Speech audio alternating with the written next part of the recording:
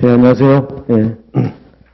오늘부터 이제 민법 진모하고 선택형 강의를 시작하도록 하겠어요. 예, 그래서 일단 계획은, 그 1시간 반 시험을 보고요. 그 다음에, 나머지 2시간, 그러니까 30분은 첨삭 강평을 하고, 그 다음에 2시간은, 민법 500제를, 최대한 풀어서 정리할 수 있도록 해서 이번 여러분들이 지금까지 맨 첫 1순환은 사례를 했고 2순환 때는 이제 기록형 어느 정도 정리를 했고 그다음에 최근 판례 했고 그다음에 지금 이제 마지막으로 이제 모의고사와 이제 선택형을 정리함으로써 이제 거의 마무리 단계가 될 거예요. 이걸 끝나면 이제 민사 형, 공 끝나면 거의 11월 되잖아요. 그렇게 돼가지고, 지금 시기에 이제 민법, 민사소송법, 상법, 기록형이죠. 마지막으로 여러분들이, 모든 범위에 대해서 정리를 해야 될 거예요. 그래가지고 이제 빠짐이 없이 이렇게 해가지고 이걸 가지고 이제 여러분들이, 마지막 본시험까지 갈 때까지 갈 수 있도록 해보세요. 그래가지고 지금 이제,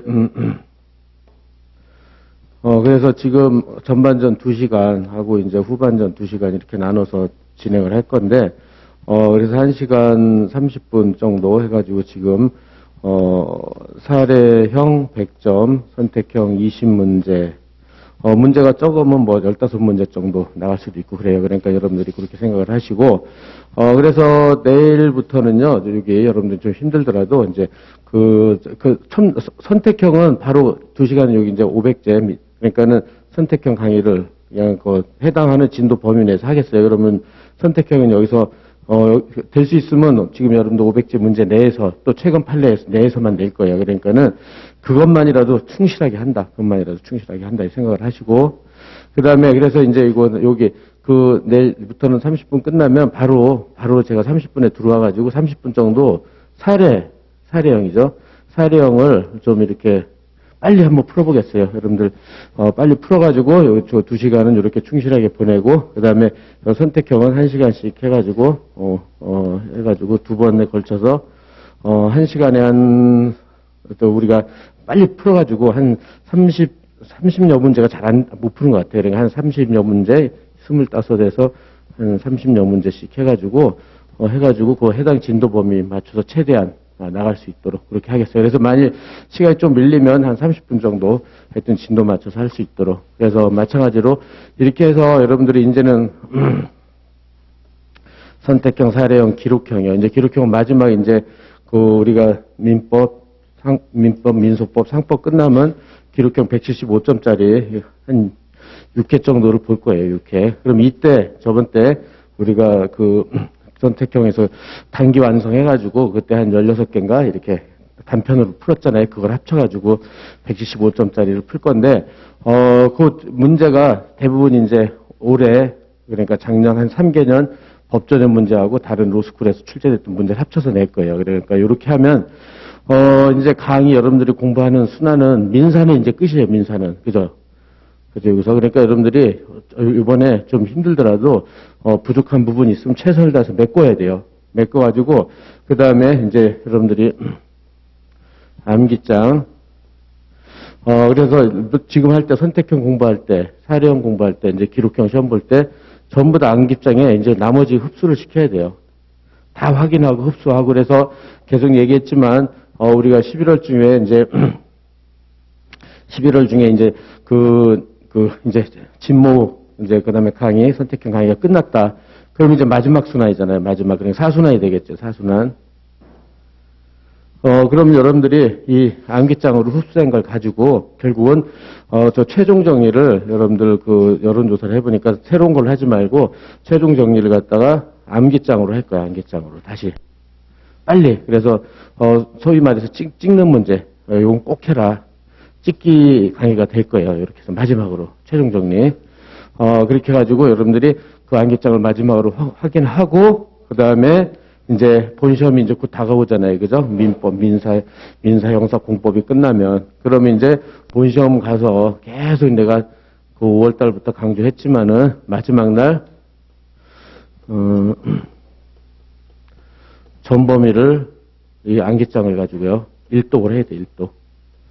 그러면 붙을 확률이 80% 이상이라고 그랬잖아요. 그죠? 그럼 1000점 이상을 맞을 수 있어요. 그러니까는 지금 이제 5월부터 쭉 해왔던 거, 이제 지금 남은 과정이 이렇게 돼 있죠. 이렇게 되니까는 지금 과정에서 이제 빠짐없이 다 보충을 해야 돼요. 빠짐없이. 그렇게 해가지고, 완성형. 그러니까 이렇게 해가지고, 암기장으로 완성형을 만들어가지고 최종 정리하고 그럼 암기장만 지금 한 4, 5회 독이 될 거예요. 그래서 이제 마지막으로 여러분들이 본시험 가서, 1독을 하는 그게 최종 목표라고 생각을 하세요.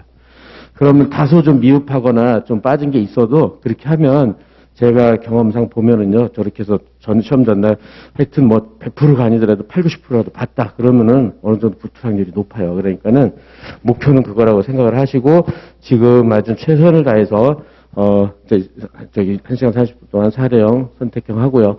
그 다음에 이제 사례형, 선택형, 사례형은 지금 500제에서 나오고 사례형은 이제 우리가 기본 사례하고 그 기출 사례, 그러니까 기본하고 기출 사례에서 거의 출제가 될 거예요. 새롭게.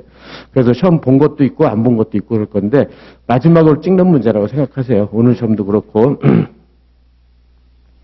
예, 그래서 이제 시간이 이제 그래서 저기 첨삭은 사례형 위주로만 할 거예요. 사례형 위주로. 이렇게 해서 보도록 합시다. 그래서 문제가 이제 1번부터. 그래서 이제 여러분들이 시험을 봤으니까 또 문제를 읽는 거는 그렇고, 그죠? 읽는 건 그렇고. 그래서, 여기서 일단은, 간단히만 봅시다. 그런 분들 간단히 여러분들이, 요 문제도 이제 법전협에서 나왔던 거죠. 최근에. 그렇게 해가지고, 이제 그래서 여러분들이 간단히만 보면은 A와 A녀 B남. 그죠? 그래서 혼인신고하고 쌍둥이 가부를 낳았는데, 이혼하였고, 그죠? 이혼하였고, 그래서, 친권과 양육권은 B가 가지고 이러했고, 그래서 남자가, 그래서 이제, 그런데 이제, 그렇게 해서, 이혼했고, 양육권은 B가 가졌는데, A가 사망을 했어요. 사망을 했다. 그러면은, 사망을 했고, 그런 다음에, 갑과 을이 A가 남긴 X부동산을 상속하였다. 왜냐면은, 이혼을 하면 상속권이 없잖아요. 이혼을 하면 상속권이 없어요. 뭐, 친권, 양육권이 있다 하더라도, 이혼하면 상속권은 없어요.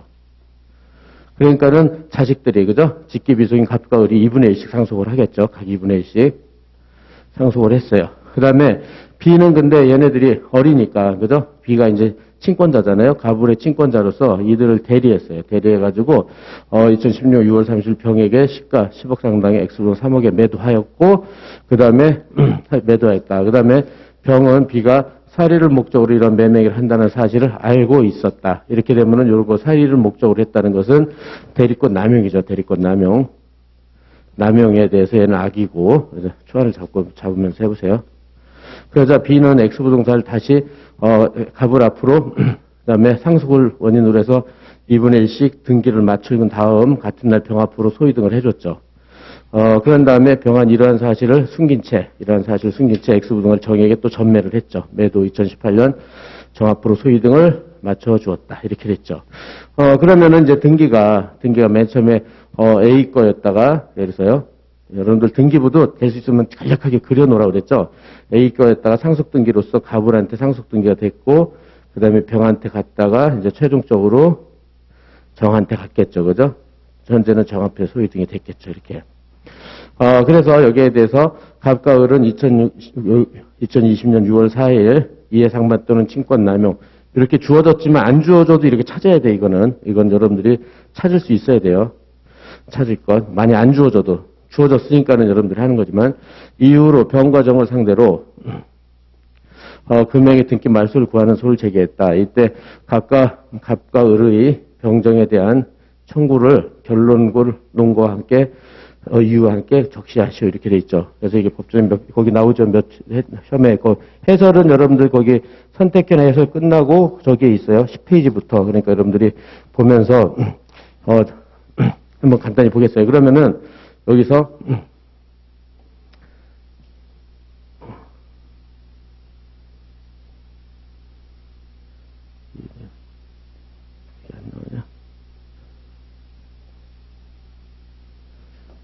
그래서 네, 그래서 어떻게 풀어야 되느냐. 그래서 여러분들이 지금 이제 마지막으로 사례 풀 때 이제 여기서 이제 1문의 1이고 그래서 문제 1번이었죠. 문제 1번. 네, 그래서 지금 본 대로 갑과 을이 그죠? 갑과 을이 누구를 상대로 병정을 상대로 강말소 등기를 한 거죠. 강말소. 그러면 강말소 등기의 소는 214조 소유권에 의한 방해 배제. 이건 여러분 잘 알 거고 이제는. 그래서 항상 청구부터 그죠? 청구는 요건 사실 그죠? 청구 쓰고 요건 사실 그죠? 사례도 그렇고 기록도 그렇고 하여튼 요건 사실이 정확하게 제시돼야 돼요. 그래가지고 얘네들 갑과 을의 소유고 그다음에 두 번째 병정에 등기가 돼 있고 세 번째 원인 무효가 돼야 된다. 원인 무효. 그렇다면은 여기서 원인 무효는 지금 매매로 해서 병한테 등기가 됐잖아요. 그렇게 되니까 첫째, 이제 갑과 을 대리인 B가 누구랑 저기랑 병이랑 먼저 매매를 했죠. 대리행위로서 매매를 했고 이 매매에 기해서 등기가 됐죠. 그런 다음에 여기서 병한테 소유등이 됐고 여기에 이제 그대로 세 번째 정한테 소유등이 됐고 네, 이제 여러분들이 거의 이제 사례, 이제 이번에 10회 동안 하면서 똑같은 문제 풀이 방식이 되겠지만 여러분들이 그대로 해서 그 사례에서도 요건 쓰고 포섭하고, 그죠? 그렇게 됐을 때 문제는 이 매매가 유효냐, 무효냐이죠. 유효냐, 대리행위를 했으니까 대리행위. 이게 유효냐, 무효냐, 이렇게 되는 거죠. 그래서 이게 만일 무효라고 주장을 했겠죠. 원고들은 이해상반이나 친권남용으로 무효라고 주장을 한 거예요. 그래서 이게 무효면은 병의 소유 등은 무효가 돼버리죠. 왜, 무슨 성 때문에 그러죠? 이거는 원인 A가 무효면 요건 유인성, 그죠? 유인성 때문에 무효가 되는 거예요. 그래서 무효가 되고, 그러면 정의 소유 등은 그래서 이게 무효가 되면은 정은 권리도 없는 사람이 정한테 팔았기 때문에 이거는 무권리자 처분행위가 되죠. 무권리자 처분행위가 돼가지고 무효다. 그죠? 무권리자 처분행위 무효. 또 얘가 선이라 하더라도 정은 선이었죠. 등기에 공신력이 없다. 항상 이게 세트처럼 돼 있어요. 공신력이 없다. 그래서 이렇게 돼서 무효가 된다고 주장하는데 그러려면은 그죠? 이렇게 여러분 사례 보면서 그대로 따라하세요. 해설을 보면서 그러면서 여러분들이 요게 무효인지를 판단해야 될 거 아니에요. 무효인지. 그럼 요게 이제 첫째 무효가 되려면 이 대리행위가 그죠? 친권자의 대리행위가 미성년자 얘네들과 이해상반이 되는지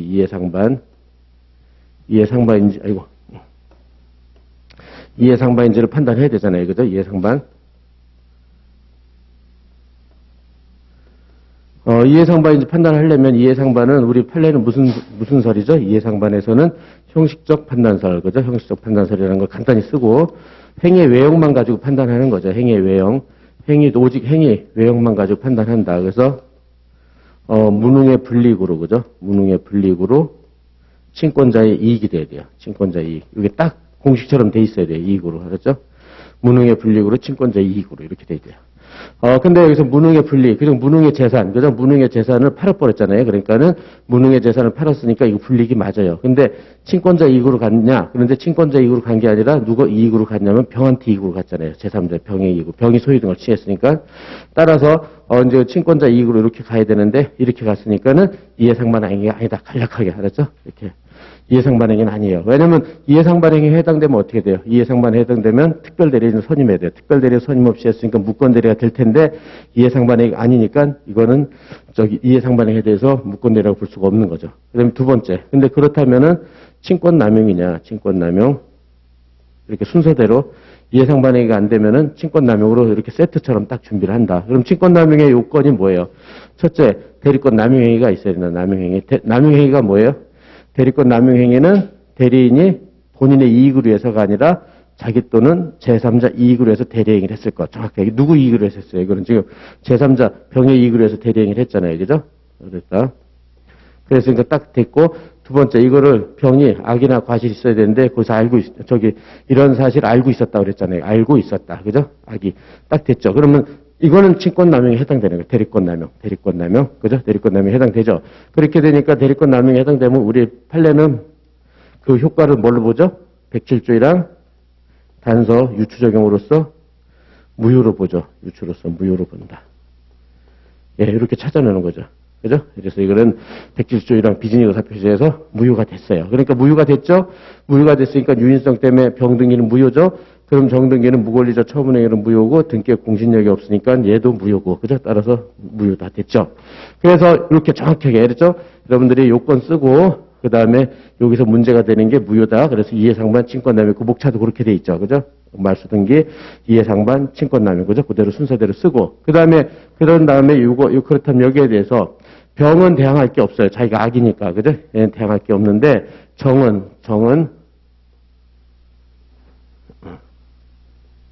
이렇게 해서, 이제 항변.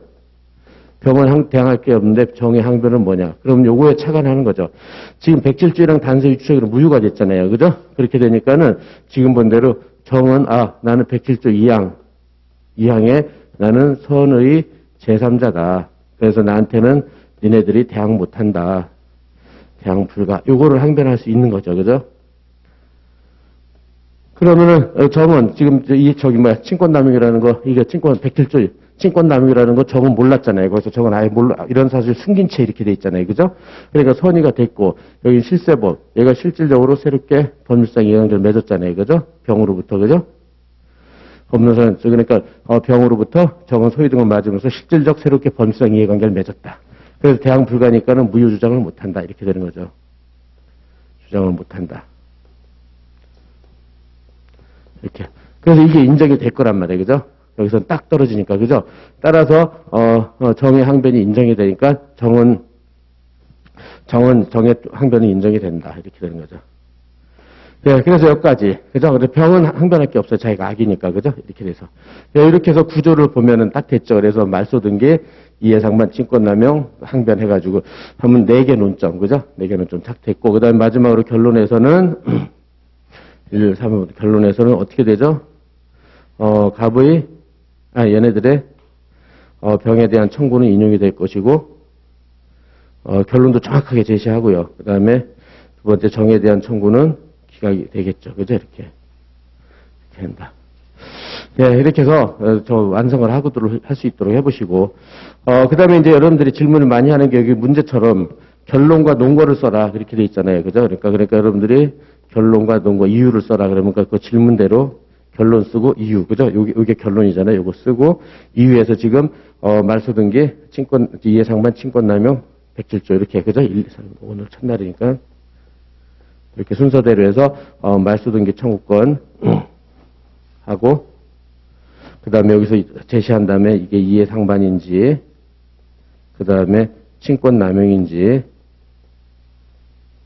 그 다음에 셋째, 백질조 이항, 항변, 이렇게, 이게 순서잖아요. 그죠? 그대로 따라서, 우리 순서대로 하면 이렇게 돼 있잖아요. 그죠? 결론은 요거 쓰면 되고, 그죠? 근데, 이렇게 했을 때, 여러분들이 제가 항상 강조하는 건데, 여러분, 그때도 했지만, 이 결론이, 자신 있으면, 이게 내가 맞다는 확신이 있으면 이렇게 쓰는 게 좋아요. 이렇게 쓰는 게. 근데 결론이 자신이 없다. 자신이 없어서 결론을 틀려버리면은 여기 잘 안 읽어요. 교수들이. 그러니까는 위험해요. 자신이 없으면은 할 수 없어요. 그냥 여기 이렇게 했을 때는 자신이 없을 때는 그냥 문제 소재 쓰고 이렇게 해서 그냥 정통적으로 이렇게 1, 2, 3, 4 마지막에 결론을 쓰는 거죠.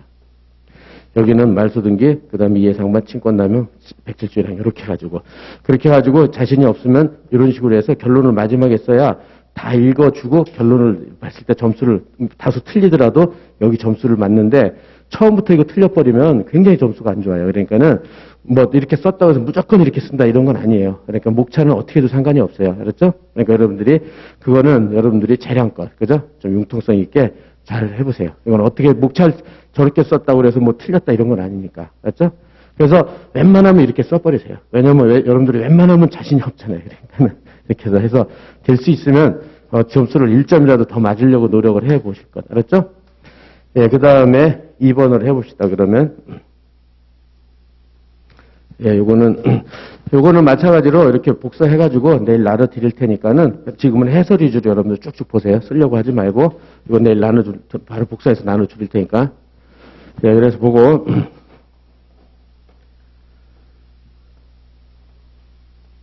예, 2번에서 그러면 여기서 병은 이건 별개 사안이니까 따로따로 생각해서 연결하지 말고 2010년 사망 이것도 법조된 문제였는데 병의 상속인으로서는 자아, 각과 정이 있다. 그랬는데 이제 4월 1일 날 사망했단 말이에요. 근데 죽기 전에 갑은 2월 1일 날 갑은 그러니까 아들이죠. 아들이 을에게 부병의 소유나 엑스아파트를 자신이 매도하는 매매 계획을 체결해 버렸어요. 죽기 전에 체결하면서 이제 죽고 나서 죽고 나서, 날짜를 잘 체크하세요. 죽고 나서 소유등을 해줬어요. 그죠? 이렇게. 아버지가 죽고 나서. 그 다음에 계약금 및 중도금을 지급받았다. 이 중도금 체크하고. 지금 이중매매 법리가 들어갈 텐데, 제1매매는 중도금까지 가야 돼요. 왜 그러죠? 해약금 해제를 못하게 해야 된단 말이에요. 해약금 해제가 가능하면 이거는 이중매매 법리가 적용이 안 돼요. 그렇기 때문에 이거 체크해놓고, 제1매매는 중도금까지 정금 이상이어야 된다. 체크해놓고요. 지급하였다. 그 다음에 X아파트 체결한 사실을 4월 5일 정에게, 그러니까 자기의 형제 정에게 말하였다. 그래서 정은 최근 경기 활성화, 주택가격 급등하고 있으므로 X아파트를 계속 가지고 있으면 좋겠다. 이런 말이요. 요게 하면서 X아파트 소유권 이전에 그걸 적극 만료했다. 요 말이 이제 배저가죠. 배임행위의 적극가다. 그죠? 배저가. 그 다음에 이를 받아들여 2017년 4월 7일 정과 X 상속 재산인 X아파트를 정의 단독 소유를 하기로 하는 상속 재산 협의 분할을 했다. 분할 협의. 그죠? 요거 했죠. 그래서 결론부터 얘기하면 이거는 뭐죠? 이거는 이중매매 법률 유추 적용해서 배임에 적극가담 해가지고 103도에 반해서 무효라는 거를 여러분들이 이 판례는 무지하게 많이 봤을 거예요. 그죠? 무효다. 그 다음에 그래서 정명이라 X아파트 상속 원인으로 소유등을 맞췄죠. 그러면 이것도 마찬가지로 아버지 소유에서 이게 누구냐면 맨 처음에 병이 아버지였는데 애가 사망을 했고 두 번째 상속 등기를 원래는 갑하고 정으로 해야 되는데 협의 분할이 됐으니까 정이 단독으로 2분의 2에 대해서 그냥 협의 분할, 그죠? 협의 분할로 해서 등기를 해버린 거죠. 협의 분할. 이렇게 해서. 이렇게 됐죠. 이렇게 됐다. 정명의로. 그래서, 정은 그래서 을은 상속재산 협의 분할 사유질서에 반하여 무효라고 주장하면서, 을은 정명이 소유 등의 전부의 말소를 구했다. 그 다음에 청구에 대해서 법원의 결론 마찬가지죠.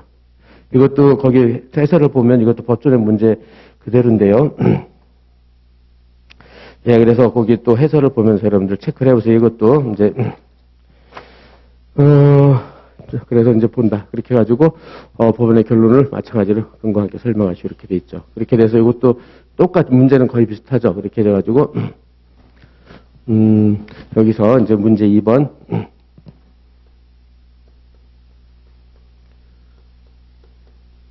그래서 지금 본 대로요. 그러면은, 을이, 이제, 그렇죠, 을이. 등기가 이제, 여기서, 을이 이제 누구한테, 정한테 말소를 청구를 했단 말이에요. 말소 등기를 청구를 했다. 그렇게 됐죠. 그렇게 됐을 때, 그럼 이제 청구 원인을 찾아야 되는데, 청구 원인을 찾아야 되는데, 첫째, 이제, 그러면 직접 말소 등기, 214조에 의해서 요걸 할 수 있느냐, 아니면 두 번째, 채권자 대의를 할 수 있느냐. 이것도요, 항상 여러분들이, 직접 할 수 있느냐, 채권자 대의를 할 수 있느냐, 이것도 순서대로 항상 체크해 버릇을 해두세요. 직접, 최대, 이렇게 됐을 때. 그럼 직접 하려면, 을이 정한테 직접 말소를 한단 말이에요. 그러면 214조 소유권에 의한 방해배제인데, 그럼 첫째 요건이 을 소유가 돼 있어야 돼요. 을 소유가. 그래서 을 소유, 정등기, 그 다음에 정등기 원인 무효 이렇게 돼 있어야 된단 말이에요. 그죠? 그럼 을이 소유를 취득할 수 있는 원인은 뭐냐면은, 얘가 이제, 지금 누구랑 계약을 했냐면 갑이랑 계약을 해놓고, 그죠? 갑과 을이 매매 계약을 했단 말이에요. 을이 매매 계약을 해놓고, 그 다음에 협의 분할이 됐죠. 갑하고 정 사이에 협의 분할이 됐단 말이에요. 그럼 협의 분할을 하면은 이 소급표가 있단 말이에요.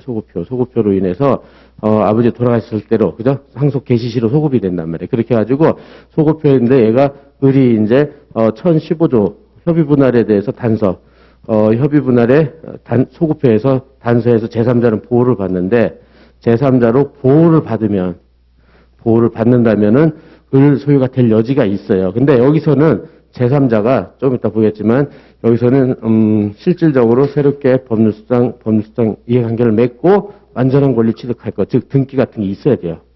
등기를 요한다. 그래서 이제 보면은 1015조에서 이렇게 돼서 판례에 따르면 등기까지 요구를 해요. 그래서 이렇게 실세법원에서 등기를 요구하는 게 대표적으로 548조이랑 단서 해제로 인했을 때, 그죠? 제3자도 마찬가지로 등기를 요하죠. 완전한 권리를 요하요. 근데 조금 전에 107조나 108조 2항 한꺼번에 다 정리하면 여기는 제3자가, 여기에 제3자는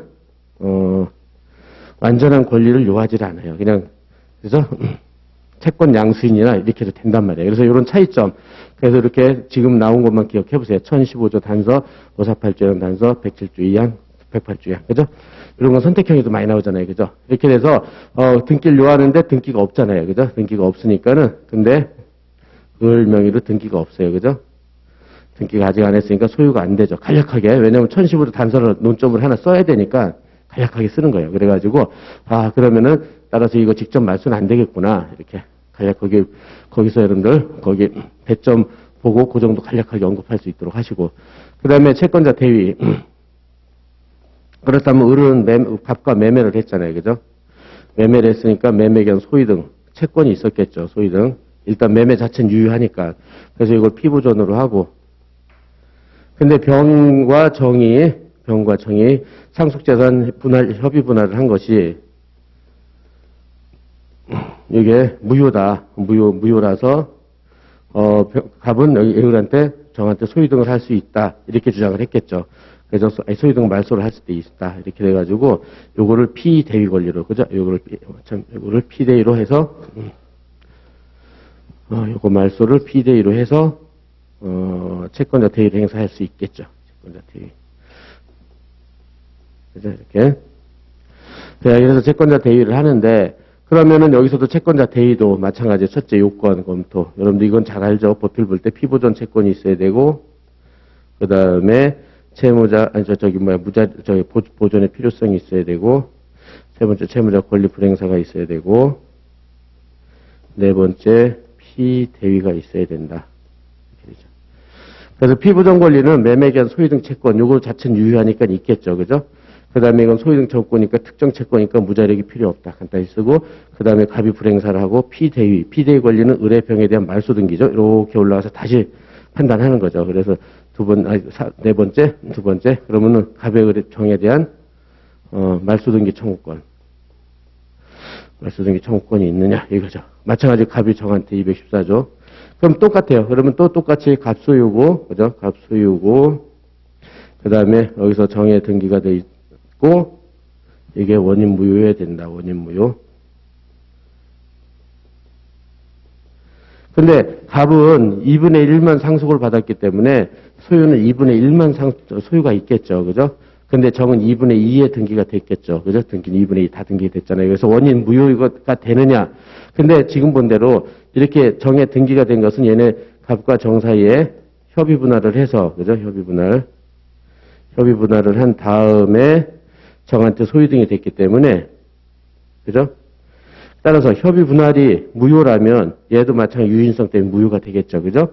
근데 여기는 제일 잘 쓸게 판례죠. 여기 판례. 협의 분할. 그러니까 이렇게 이러한 사안에서 매매를 한 다음에 협의 분할해서 소유 등 남겨준 것은 배명이 적극가다. 그죠?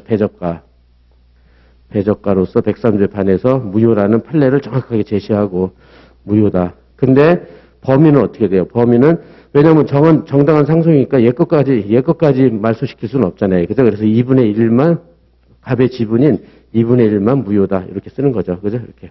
따라서 2분의 1만 무효. 그죠? 두 가지. 협의 분할은 배적가 무효. 그 다음에 정은 정당한 상속이니까 걔 지분까지 말소할 수는 없단 말이에요. 그래서 무효다. 이렇게. 그죠? 해놓고. 네, 그래서 2분의 1 지금까지 말소돼서 2분의 1까지 됐다. 그런 다음에 그럼 여기서 이제 중요한 거는 그럼 이제 정이 뭐를 항변하냐면 세 번째 정의 항변. 대표적인 게 103조만 나오면 까먹지 말게 103조만 나오면 746 본문이에요. 746 본문. 불원급. 이거는 불법이다. 103조니까 불법이 됐다. 그죠? 103조에 반해서. 그런 원인으로 해서 내가 급여를 해준 거다. 종국적으로. 그죠? 급여는 종국적을 주의하고 소유등은 종국적이잖아요. 종국적. 소유등을 해줬으니까. 그죠? 이렇게 됐으니까 딱 여기에 해당해요. 그죠? 불법 원인 급여에 해당되는데 그런데 판례는 뭐라 그러냐? 이제 결론해서 이제 그런데도 판례는 여기에 대해서 이렇게 불법 원인 급여에 해당되지만 판례 저기죠. 구체적 근거 제시 없이 그죠? 구체적인 근거는 제시가 없어요. 판시가 없는 거죠. 근거 없이 불원급이 아니라고 그래요. 그죠? 불원급이 아니다. 이렇게요. 불원급이 아니다. 따라서 불원급이 이거는 아직 판례가 안 나왔어요. 그러니까 안 나왔으니까 우리가 쓰는 판시 그대로 쓰면 돼요. 그죠? 그대로 써가지고 아니다. 그래서 잘 쓸 거는 여기 쓰고 여기 항변 요구하고 요걸 잘 써야 돼요. 그렇죠? 이걸 잘 써가지고. 결국은 근거 제시 없이 불원급이 아니라니까 말소 청구가 인정이 되는 거예요. 그죠? 그래서 마지막으로, 결론에서는 이제 2분의 1만, 그죠? 2분의 1만 인용이 되겠죠. 그죠? 정한테. 그죠? 나머지는, 갑한테, 을은 이제 나머지는 갑한테 2분의 1은 타인 권리 매매로서, 자기가 전과까지 팔았으니까, 그죠? 전과까지 팔았으니까는 나머지 2분의 1에 대해서는 을은 갑에게 570조 타인 권리 매매를 있으면 담보 책임 내지는 그 다음에 390조 체불 책임 같은 걸 물을 수 있다. 이런 식으로 정리하면 될 거예요. 거기까지 물어봤다면. 그죠? 이렇게 준비를 해두고. 그래서 이것도, 알았죠? 이렇게 해가지고, 직접 최대하고 여기까지 쭉 여러분들이 해설을 보면서 이렇게 쓰는 방식을 정확하게, 이제 거의 마지막이잖아요. 그죠? 이렇게 해서 할 수 있도록 하시고. 그 다음에, 그 다음 문제는 기본 사례집에 있는 건데 이것도 법전의 출제 문제예요. 여기 있는 거는 거의 다 법전의 출제 문제예요. 그러니까 여러분들이 그냥 가장 출제가 가능한 것들이라고 생각하면 될 거예요. 그래서 또 이제 우리가 이거 내는 거는 우리 민사 사례형에서 저기 2문이죠. 100점짜리 그 정도 시험을 내고 있어요. 그래가지고 거기서 보면 여기서도 오늘 5문제 냈지만 거기서도 보면 5문제 이상 나오죠. 6, 7개 나와요. 6, 7개. 물론 10점짜리도 나오고 15, 20점 다양하게 나오는데 하여튼 여러분들이 그 정도 양을 가지고 여러분들이 1시간 내에 시험 보려고 노력을 해야 돼요. 물론 안 되겠죠. 안 되는데 그래 조금만 초과된다. 1시간 10분, 20분 초과된다 하더라도 그렇게 하려고 노력을 해야 돼요. 그래서 본 시험에 대비를 해야 된단 말이에요. 그죠? 그래서 매일 요 정도 양이 나갈 거예요. 5문제 내지는 10점짜리가 2개 들어가면 6문제. 뭐 이렇게. 그죠? 10점짜리가 뭐 3개다 그러면 7문제. 뭐 이렇게 본 시험에 맞춰가지고 할 거니까는 그렇게 생각을 하시고, 그 다음에 이제 1문의 2에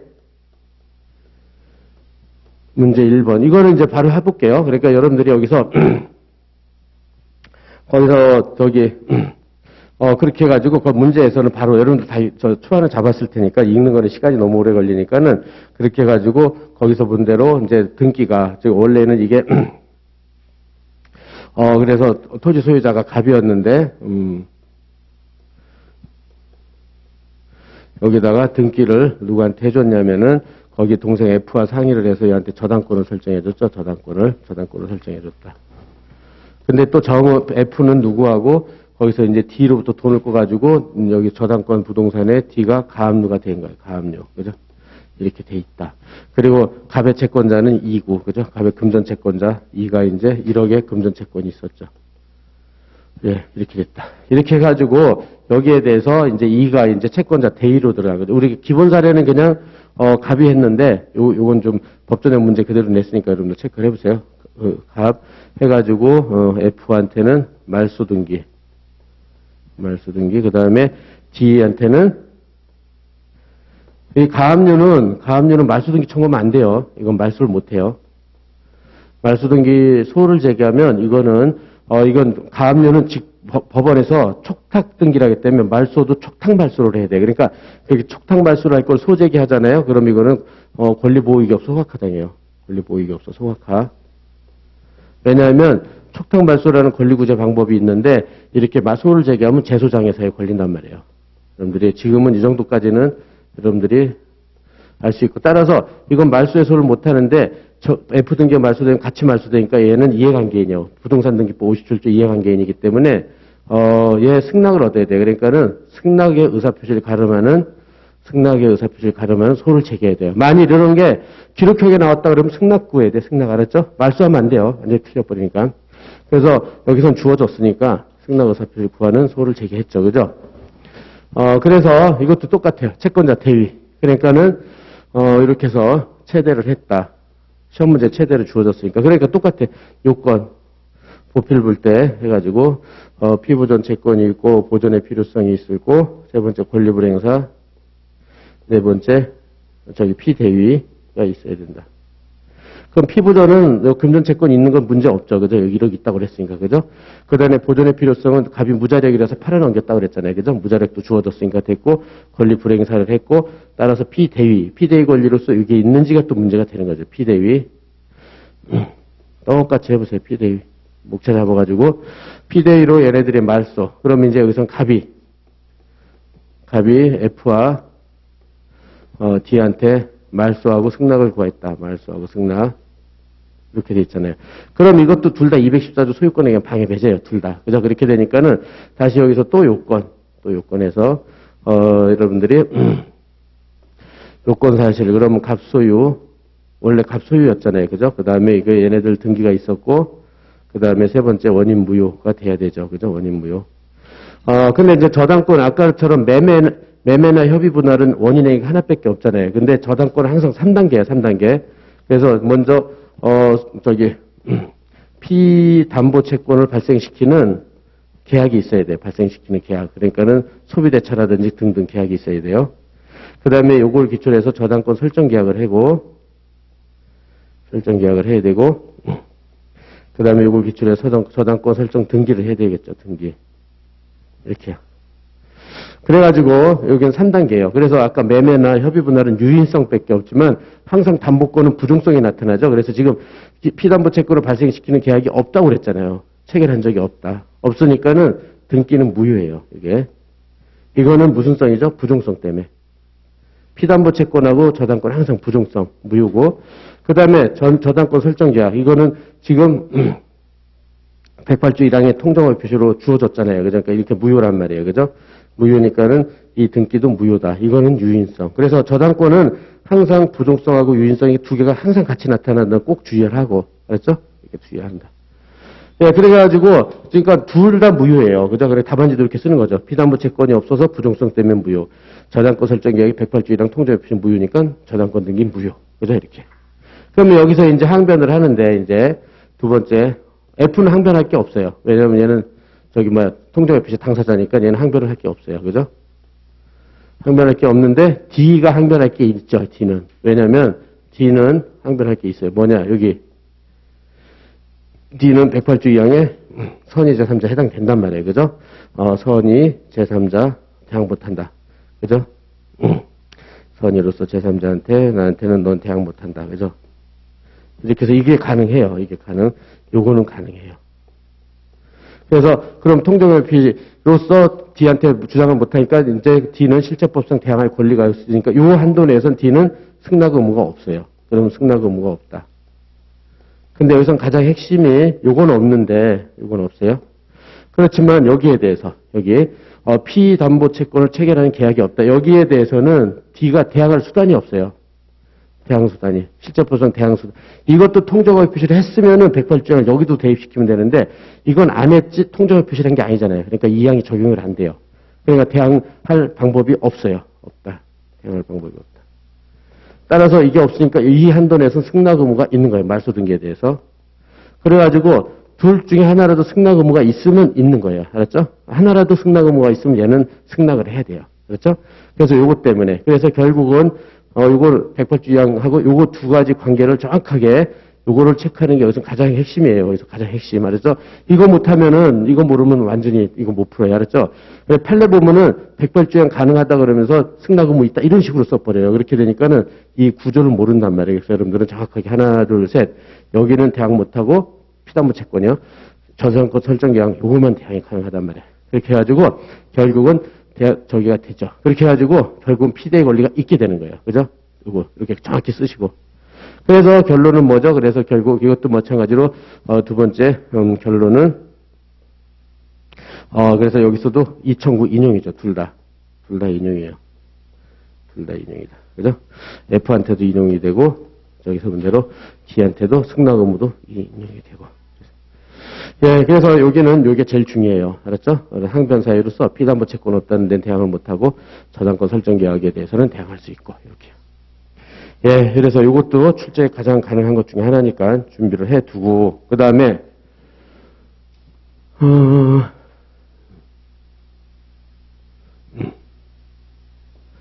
예, 그래서 이제 문제 1-2의 문제 2번인데 예, 요게 올해 판례에서 최근 판례가 나와가지고요. 요걸 좀 주의를 해야 될 거예요. 근데 이것도 기본 사례나 기출 사례에 있는 문제죠. 있는 문제인데, 어쨌든 여기서 본 대로 여러분들 문제 읽어보면 알겠지만, 일단 갑과 을이 임대차 계약을 체결했고, 그래서, 임대차를 체결했고 보증금으로 1억을 줬단 말이에요. 그죠? 보증금 1억. 요거를 담보하기 위해서, 그죠? 담보를 위하여 갑과 을은 또 전세권 설정 계약을 한 거예요. 전세권 설정 계약. 하고 전세권 설정 등기까지 했죠. 그랬을 때 이 계약의 효력이요. 이 계약의 효력. 요거를 위하여 했을 때. 이게 종래 판례는 이렇게 임차보증금 담보를 위해서 전세권 설정 계약을 했다 그러면 아무 의문 없이 그냥 언제든지 통정의 표시로 무효라고 그랬거든요. 근데 이번 판례에서 이게 두 가지로 나눠졌어. 원칙적인 모습하고 예외적인 모습하고, 해가지고, 예, 요건 좀 해설을 봅시다. 최근 판례라서. 여기 어디쯤가 있냐. 요건 했고, 예, 여기죠, 여기. 여러분들 거기, 몇 페이지냐, 이게. 예, 15페이지를 가보면, 요게 이제 올해 판례죠, 올해 판례. 그래서, 요거를 좀 여러분들이 이제 나중에 또 전세권 가서 또 나올 거예요. 또 시험 또 볼 테니까, 그때 또 볼 테니까, 요거 최근 판례, 요걸 좀 준비를 해놔야 돼요, 이거를. 예, 그래서 저기 본 대로 각주 12번에 보면은, 각주 12번에 여러분들 그 간단히 설명을 해놨죠, 여기서. 이게 지금 우리가 저기 최근 판례에서 했던 판례예요. 그죠? 그래서 이제 2021년 12월 판례. 그죠? 그래서 종래 판례는 이렇게 구분하지 않고 전세권 설정 계약을 체결하지 아니하였으면서도 임차보증금을 담보할 목적으로 전세권 설정 경우에 전세권을 통정의 비사 그래서 구별을 하지 않았어요. 무조건 무효라는 입장이었는데 최근 판례에서는 원칙 유효, 예외 무효로 구별해서 판단. 요거를 일단 먼저 알았죠? 일단 먼저 정확히 한다. 그죠? 이렇게. 그래서 판례를 보면요. 여기서 보면 이렇게 돼가지고, 여기서부터, 요건 좀 빼도 되고, 여기 .2번부터요. 그래서 임대인과 임차인이 전세권 설정을 위하여 전세권 설정 계약을 체결했는데, 이렇게 모두 담보함으로 임차유 같이, 여기죠. 임차보증금 담보를 목적으로 전세권 계약을 체결했다. 이렇게 되면은, 이때 임차보증금에서 연체차임 공제가 남은 돈을 전세금이나 임대인에 합치된 의사라고 볼 수 있다. 이렇게 돼가지고 따라서 요때까지 그래서 요까지는 볼 수 있다. 합치된 의사. 그래서 유효로 본 거야. 요까지는 유효 전세권 설정 계약이. 그러나 여기서부터 .3번 여기 이제 보면은 여기요. 그러나 전세권의 외관상으로 그 내용에 차임지급 약정이 존재하지 않고 공제되지도 않는 등 진위와 일치하는 부분이 존재하는데 이때 전세권 설정 계약은 요때만 통정의 표시에 대한 무효로 본 거예요. 그러니까는 예외적으로 무효로 본 거예요. 예외적으로 무효. 그러니까는 요게 중요하죠. 전세권 차임지급 약정이 존재하지도 않고 공제되지 않았다. 요거 두 가지요. 그래서 여기서 그러니까는 원칙적으로는 차임지급 약정이 존재하고 연체차임 공제됐다. 그럼 유효로 가는 거고 그렇게 안 됐다. 그럼 통정의 표시는 무효로 가고 이렇게 되는 거. 그렇죠? 이렇게.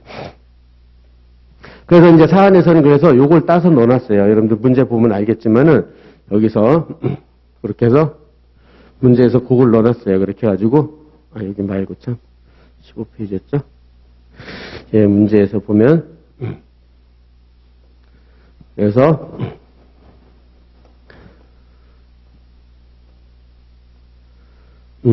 여기 문제 그렇게 주어졌어요. 그러니까 여러분들이 그래서 임차보증금 반환 채권을 담보하기 위해서 전세권 설정 계약을 체결했고 했는데 그 계약은 외관상으로는 아까 판례표 그대로 넣어놨어요. 차임지급 약정이 존재하지 않고 연체차임이 공제되지 않는 상태에서 종료가 됐다. 그래서 종료됐다. 이렇게 됐으니까 어떻게 돼요? 전세권 설정 계약은 통정의 필요 무효다. 이렇게 포섭을 하라는 취지에 만일 이 반대로 돼 있으면 어떻게 돼요? 저희 차임지급 약정도 있고 실제로 공제됐다. 그러면 전세권 설정 계약은 유효다. 이렇게 하면 되겠죠. 그죠? 그래서 여러분들 요거 주의할 거예요. 그래서 이게 올해 나온 문제라서 선택형이든 사례형이든 나올 가능성이 높다고 봐요. 이게. 알았죠? 어쨌든 이렇게 해가지고 그 다음 문제에서 전세권 등기를 했다. 그랬는데 여기서 본 대로 취득했는데 이제 전세 기간이 종료됐죠. 종료된 다음에 병은 전세금 반환채권, 전세권 저당권을 체결한 사람이 물상대의 기초로 해가지고 압류 추심해서를 제기한 거죠. 그죠? 그렇게 해가지고 갑은 전세권 설정 계약의 통정의 표시 무효라는 항변을 했고, 그 다음에 또 5천 이 차임채권이요. 아까 연체차임으로 했다. 연체차임 500만 원을 가지고 상기하겠다고 두 가지 항변을 한 거죠. 이랬을 때 갑의 병의 청구와 갑의 항변. 그죠? 이거는 전세권 가서 또 한 번 볼 거예요. 비슷한 문제를. 그러니까 여러분들이 꼭 준비를 해놓고, 왜냐면 최근 판례니까 대비는 확실하게 해놓고, 그죠? 네, 그래서 요것도 문제는 이렇게 해놓고, 그래서 이제, 문제 1문의 2, 문제 2번이었죠? 그렇게 해가지고 지금 본 대로 그렇다면은 여기서, 인도받고, 그 다음에 전세권 저당권자가 병이 이제 전세권 설정자인 갑한테 추심의 소를 제기했잖아요. 결국 추심의 소, 그죠? 추심의 소를 제기했다. 그죠? 이렇게.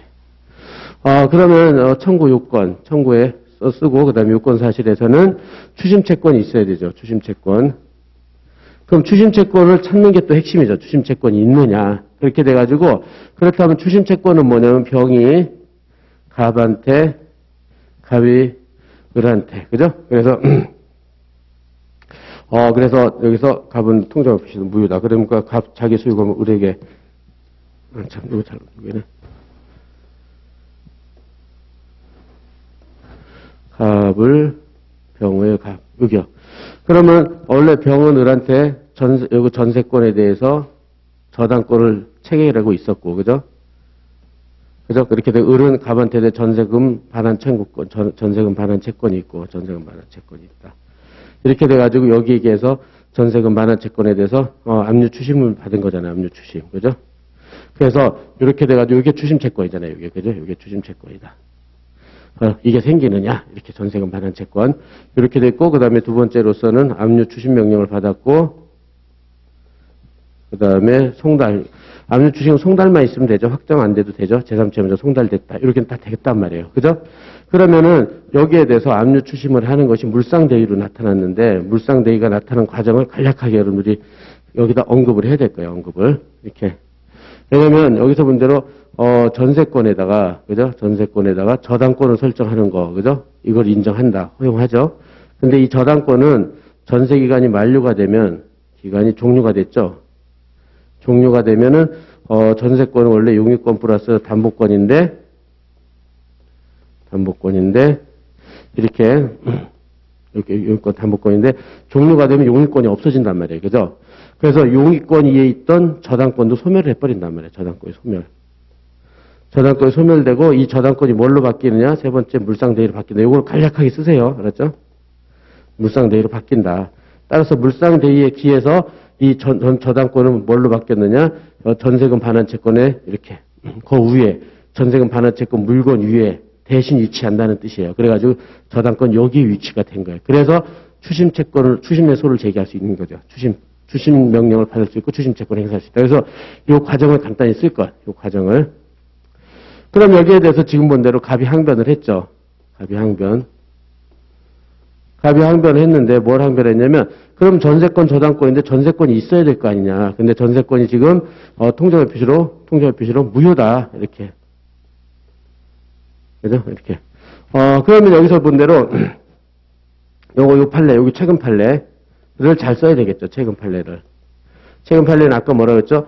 임차 보증금을 담보하기 위해서 그래서 전세권 설정 계약한 거는 원칙적으로 유효한데, 아까 본 대로요. 차임을 공제하거나 그러는 공제할 의사가 없이 했을 때는 의사 합치 안 되는 부분이 있으니까 그 한도 내에서 무효다. 그렇게 정확하게. 알았죠? 정확하게. 그래서 최근 판례에 따르면 이거는 그저 문제 주어졌잖아요. 차임 공제 약정도 안 하고 하지도 않았다. 그러니까 통제 무효다. 그죠? 인정이 되는 거죠. 인정하고. 근데 문제는 여기서 이제 세 번째 누가 저 병의 재항변으로서 이렇게 저당권 설정 계약이 무효다. 그러면 병은 거기에 의해서 저당권 설정을 했기 때문에 이건 전형적으로 108조 2항이죠. 그죠? 이걸로 재항변이 인정이 되는 그런 구조를 갖고 있죠. 그런 구조. 그죠? 따라서 병은 선의 제3자로서 안 써도 되겠죠? 나한테 대항 못한다. 이게 인정이 되는 거야. 그래서 이거 못하고. 그러니까 얘가, 그러면 나는 상계항변 하겠다. 상계항변. 내가 차임채권으로서 상계항변 하겠다.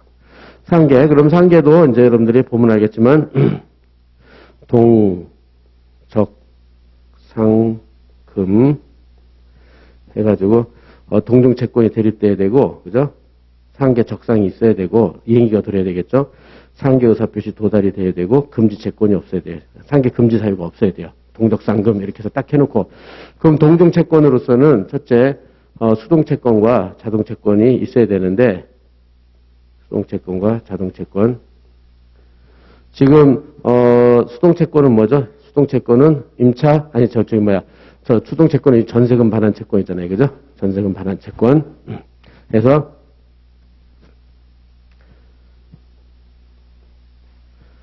이게 됐고. 자동채권으로서는 얘는 차임채권을 주장했단 말이에요. 차임채권. 임대차 계약은 차임채권. 그랬는데, 여기에 대해서 이제, 여기는 요걸로 항변하면 되는 거고, 여기에 대해서는 다시 이제 병이, 이제 재항변으로 뭐가 들어갔냐면 판례를 쓰는 거죠. 그죠? 판례는 이렇게, 차임채권이 있으려면 임대차 계약이 있어야 돼요. 그죠? 임대차 계약이 유효해야 돼요. 그렇지만, 병은, 108조양의 선의 제3자이기 때문에, 선의 제3자이기 때문에, 이렇게 임대차 계약하고,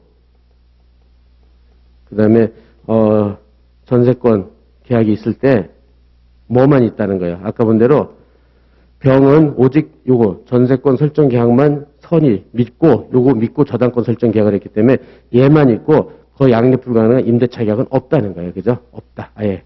그러니까 없으니까 차임채권이 생길 리가 없잖아요. 임대차 계약이 없으면 임대차 계약이 있어야 차임채권이 생기잖아요. 그죠? 없어. 그러니까 차임채권이 안 생긴다. 이게 인정했죠. 그래서 판례가.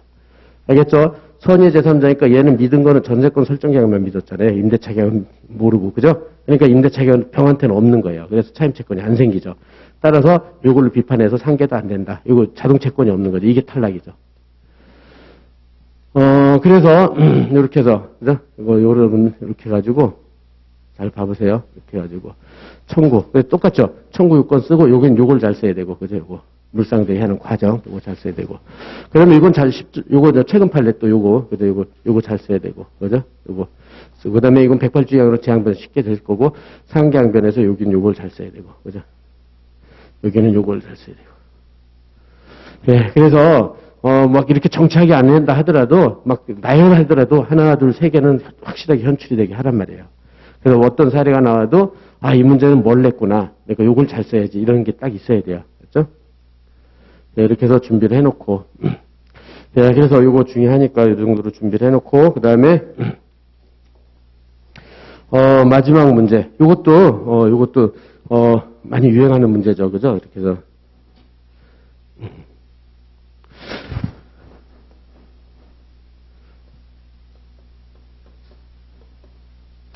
예, 그래서 이것도 마찬가지로, 이제 병한테 돈을 꾸기 위해서, 그죠? 누가 K가 꾸려고 그랬죠. 이게 주채무자고, 그죠?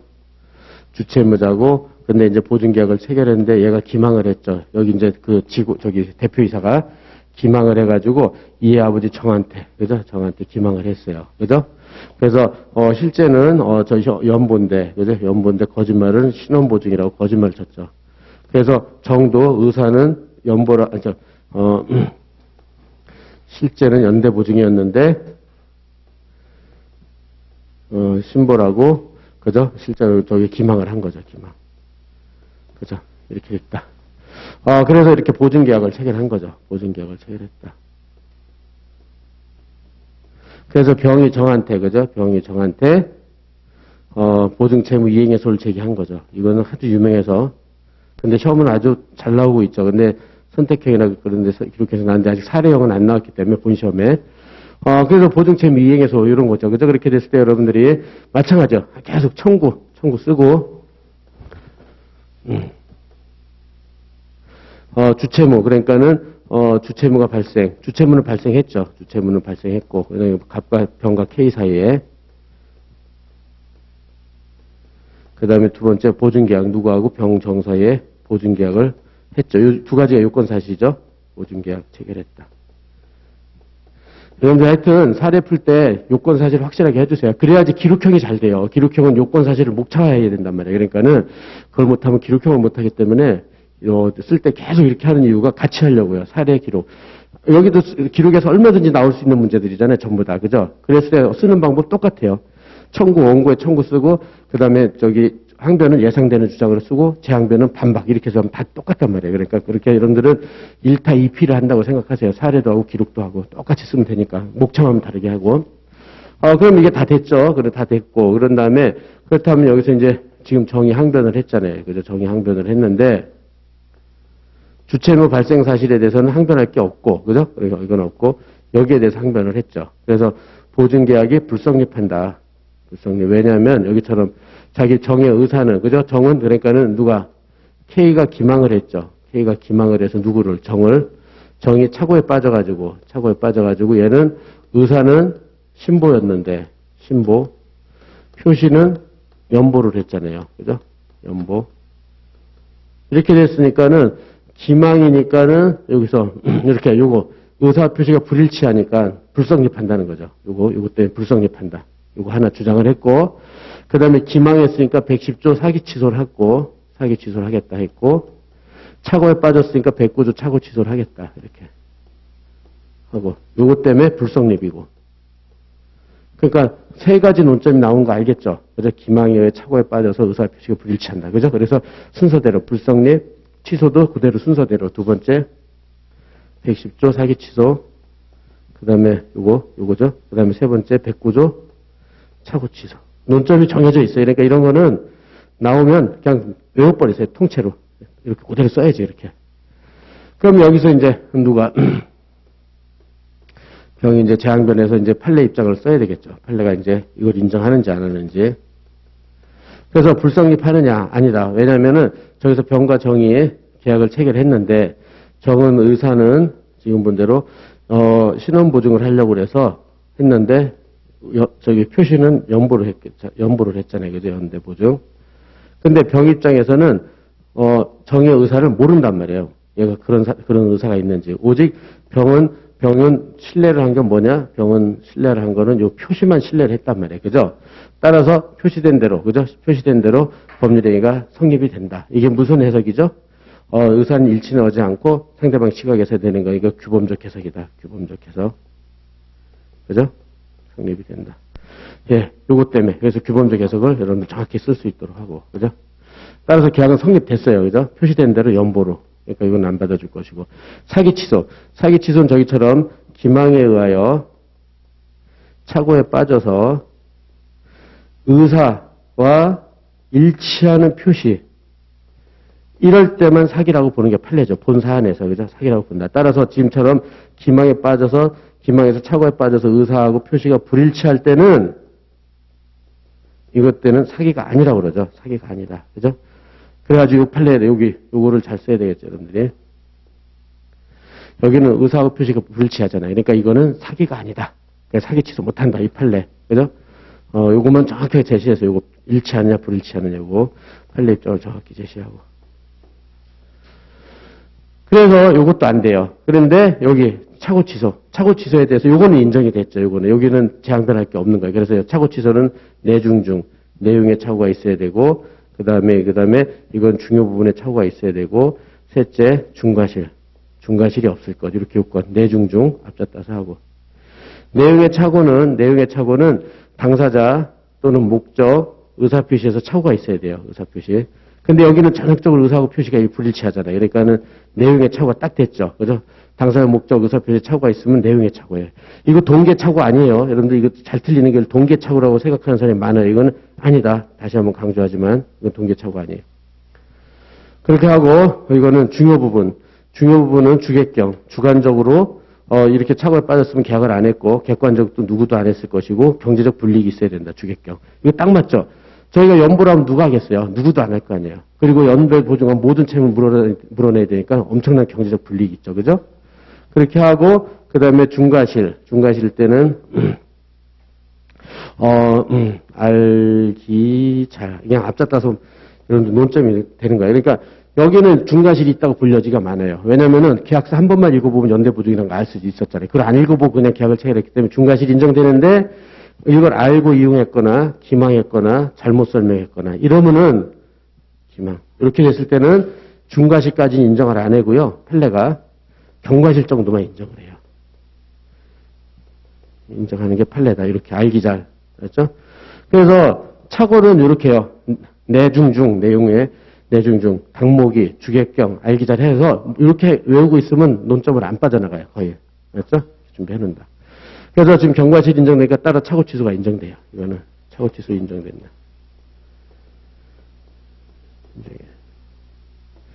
예, 그래서 결국은 착오 취소가 인정이 되니까는 이건 결론은 뭐가 나가겠죠? 그러니까 세 번째, 네 번째 결론은 청구 기각이에요. 그죠?